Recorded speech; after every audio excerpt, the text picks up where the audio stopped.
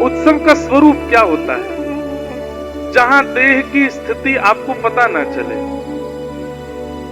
जहां पर आप ऐसी ऐसी क्रियाएं करने लग जाएं जो आपने कभी विचार ही नहीं की थी, वो उत्सव होता है। अभी तो भाग्यनगर है इसलिए हम थोड़ी बहुत तो लाज रखते हैं। सुबह उत्सव में थोड़े बहुत तो मर्यादा में रहना पड़ता है, कथा भी तो करनी है। नहीं तो उत्सव तो यूं मानो जहां में नाक मुंह सब एक।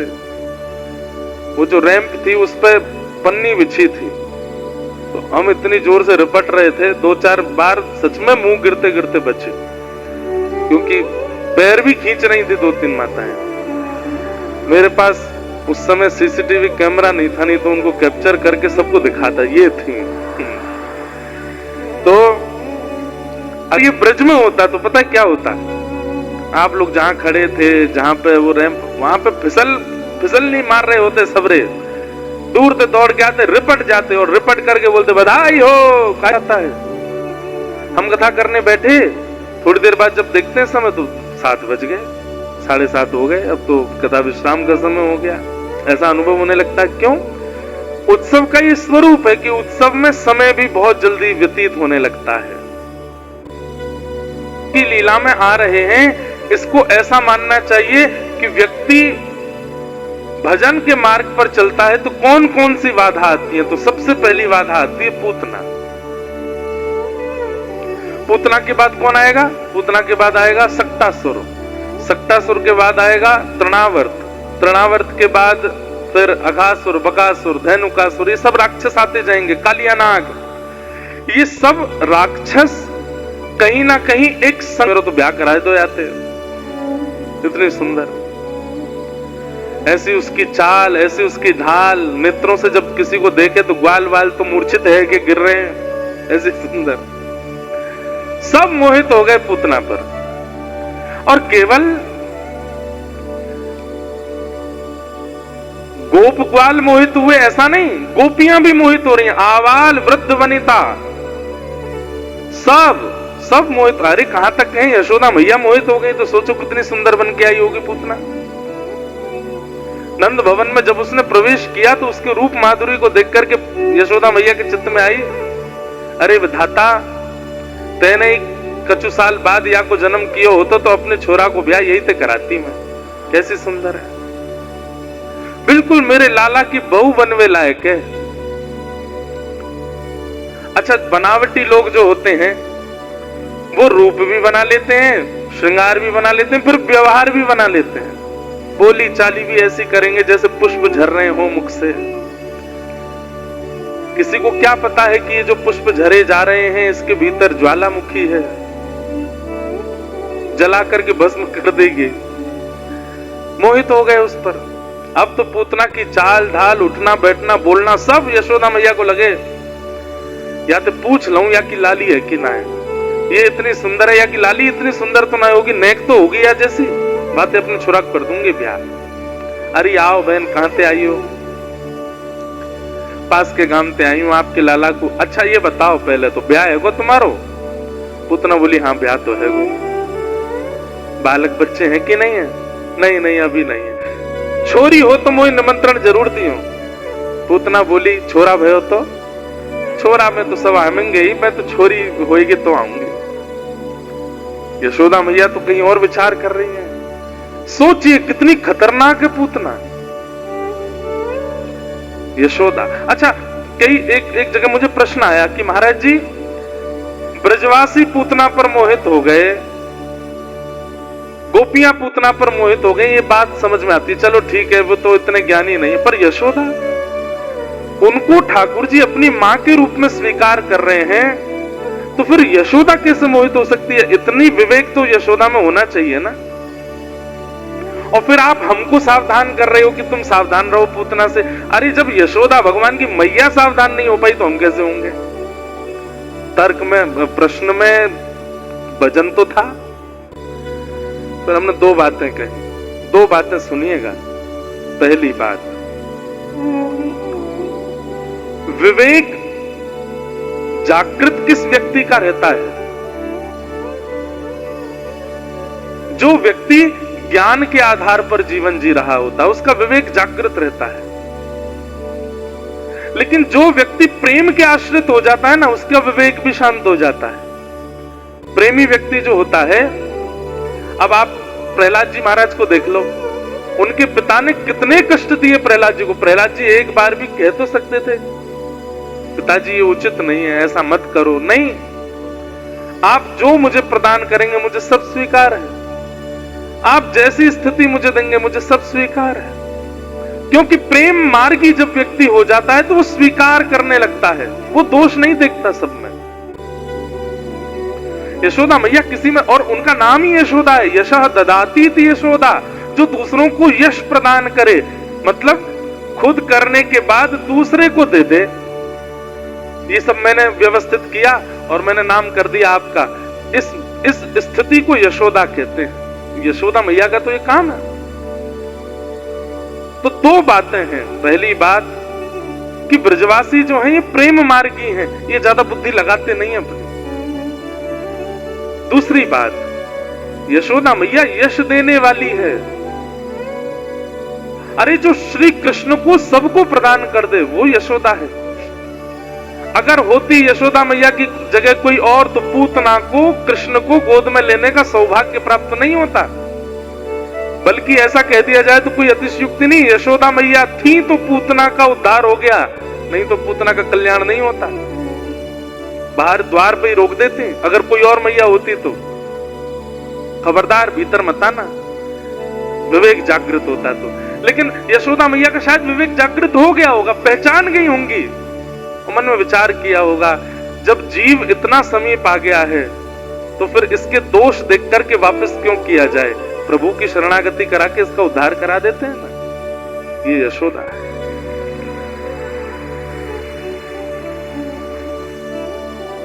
मतलब पूरे रास्ते दौड़े और मंजिल आने से पहले कोई रोक दे, कितना कष्ट होता है। साल भर ब्याह किया, साल भर इंतजार किया और ब्याह से 2 दिन पहले छोरी ने मना कर दियो, मैं ना कर दी, कितना बुरा लगे बेचारा, वो छोरा कहां जाएगा। ठीक वैसे ही पूतना जब इतना सब कुछ करके आ चुकी है और ठाकुर जी के इतने समीप पहुंच चुकी है, और विचार कीजिए ठाकुर जी फिर भी दोष देख रहे हैं पूतना में। क्यों? क्योंकि जब पूतना की गोद में ठाकुर जी प्रदान किए गए तो ठाकुर जी ने ऐसे आंख बंद कर ली। लेकिन यशोदा ये आचार्य हैं। आचार्य का काम क्या है?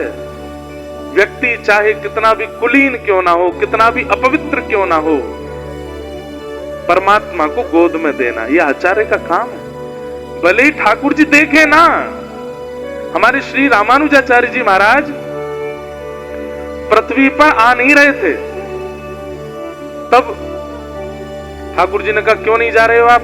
बोले कि पहले मुझे वचन दीजिए। बोले क्या? बोले जिसको दीक्षा मिलेगी उसका उद्धार करना पड़ेगा, उसके दोषों को भुला के तो मैं जाऊंगा। तब श्रीमन नारायण भगवान ने वचन दिया रामानुजाचार्य जी को कि हम वचन देते हैं, आप जिसको शंख चक्र और तिलक प्रदान कर देंगे उसके कितने दोष है, मैं ये सब भुला करके उसको शरणागति प्रदान करके उसका कल्याण करूंगा। तो मैं वचन देता हूं। इस वचन पर रामानुजाचार्य जी आए पृथ्वी पर, नहीं तो आ नहीं रहे थे। रामानुजाचार्य जी शेषनाग भगवान है ना, तो शेषनाग भगवान से जब प्रार्थना की तो शेष बोले कि मैं नहीं जा रहा पृथ्वी पर। ठाकुर जी बोले आचार्य की जरूरत है पृथ्वी को, भक्ति नहीं तो लेश हो जाएगा, आपको जाना चाहिए। रामानुजाचार्य जी बोले हम नहीं जाएंगे। बोले क्यों नहीं जाना? आप बहुत दोष देखते हो। आप जीवात्मा पर हम कितना भी मंत्र सुना दें, तिलक लगा दें, शंख चक्र पधरा दें, शरणागति करा दें, आप फिर भी दोष देख करके उसको स्वीकार नहीं करोगे, इसलिए हमको नहीं जाना। तो वचन दीजिए, मैं जिसको तिलक दे दूं, भले ही वो कितना भी दोषी क्यों ना हो, आप उसको शरण प्रदान करोगे। इस वचन पर रामानुजाचार्य जी आए। इसलिए जब आपके माथे पर ऊर्ध्वपुंड विराजमान होता है, आपके बाहु की भुजा पर शंख चक्र अंकित हो जाते हैं, इसका मतलब क्या है? ठीक उसी समय आपके पूर्व के जितने क्रियाएं थी, इस जन्म की नहीं कितने जन्मों की क्रियाएं थी, उन सबको ठाकुर जी डिलीट कर देते हैं, खत्म, अब नया है ये, अब इस पर मुझे अनुग्रह करना। बस उसके बाद कल्याण ना होने का कारण क्या बन जाता है? गुरु के द्वारा प्रदत्त जो आज्ञा है उसका पालन नहीं करोगे तो फिर भगवत प्राप्ति नहीं होगी। आप कुछ मत करो, बस शरणागति लेने के बाद गुरु आज्ञा और गुरु मंत्र का जाप करने लग जाओ, ठाकुर जी कल्याण करेंगे। तो आचार्य का तो काम है, कितना भी दोष क्यों ना हो जीव के अंदर, उसकी गोद में ठाकुर जी को बैठाना या उसको ठाकुर जी के चरण में पहुंचाना।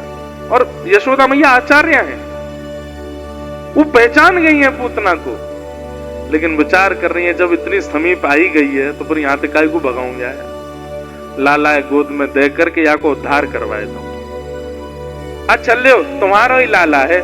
अब देखो कथा आपको ऐसे समझनी पड़ेगी, लीला तो एक सी चल रही है, पर उस लीला के पीछे के भेद समझाने के लिए हम कभी कभी बाहर जाकर के समझाएंगे। हाँ, लीला वैसी चल रही है। यशोदा मैया बोली अच्छा लो तुम्हारो ही लाला है, गोद में लो। यशोदा मैया ने जैसे ही लाला दिए, पूतना ने गोद में लिए, ठाकुर जी ने अपने आंख बंद कर ली, नहीं देखा। छोटे से ठाकुर जी ने ऐसे आंख पे हाथ धर लिया। इतने में कोई लोग बुलाने आ गए तो यशोदा मैया बाहर चली गई। अब यहां ठाकुर जी की स्थिति देखो, ठाकुर जी ने नेत्रबंद क्यों किए? भाई व्यक्ति मुंह कब फेर लेता है? जब नाराज होता है। कोई आपसे कहे कि मैं आपसे बहुत नाराज हूं और फिर भी आपको देखे ही जा रहा है तो इसका मतलब अभी नाराज कम है, समझा लो, बात कर लो। लेकिन कोई कहे कि मैं बहुत नाराज हूं और फिर ऐसे बैठ जाए या कहीं चला जाए या दिखे ना, जब तुम सामने आ जाओ तो नीचे, तो समझ जाओ सच में नाराज है, नजर ही नहीं मिला रहा है। ठाकुर जी ने अपने नेत्र बंद कर लिए, इसका मतलब क्या है? बाकी राक्षसों का उद्धार भी ठाकुर जी करते हैं, पर पूतना से तो ठाकुर जी नाराज हो गए। क्यों? बोले क्योंकि पूतना, सबसे पहला कारण कि तू जैसी है वैसी बन करके नहीं आई मेरे सामने, रूप बदल करके आई है, पहला कारण। ठाकुर जी नाराज कब होते हैं? हम जैसे हैं ठाकुर जी ने बनाए हैं, हमारी जैसी स्थिति है, जैसे हाथ हैं, जैसे पांव हैं, जैसा मुख है, जैसे भी हैं, किसी को पसंद है किसी को नहीं पसंद है, पर ठाकुर जी को हम ऐसे ही अच्छे लगते हैं, इसलिए उन्होंने बनाए हैं। मटका बनाने वाले को अपने सारे मटका प्रिय लगते हैं, चाहे वो कैसे भी क्यों ना हो, क्योंकि उसने बनाए। ठाकुर जी बोले भली भली तू राक्षसी है, पर तू जैसी है वैसी क्यों नहीं आई मेरे सामने, रूप बदल करके क्यों आई है? तो पूतना को ना देखने का पहला कारण क्या है? रूप में परिवर्तन। इसका मतलब आप ये मत सोचिएगा कि मैं श्रृंगार का विरोध कर रहा हूं, कि ठाकुर जी के सामने सज संवर के नहीं जाना चाहिए, सुबह सुबह सो के उठे, आंख मिटते मिटते पहुंच गए मंदिर। महाराज जी कह रहे थे जैसे हो वैसे चले जाओ। श्रृंगार नहीं, व्यवहार। श्रृंगार नहीं, विचार। श्रृंगार नहीं, अपनी स्थिति वो जैसी है उसको वैसी ही रखो। क्या हो गया भैया? आवाज नहीं आ रही? कहां पे? पीछे? अच्छा बुलवाते हैं, अभी ऑपरेटर साहब कहीं गए हैं, आ जाएंगे तो फिर करवाते हैं। कहां से आए आप? नहीं यहां पे कहां से आए हो? अच्छा सबसे पीछे, अभी पहुंचवाता हूं आवाज।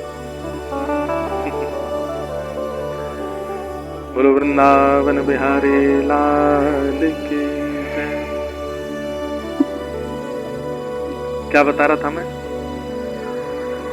कहां था मैं? हैं? हाँ नाराज, श्रृंगार। हाँ श्रृंगार। अच्छे श्रोता हैं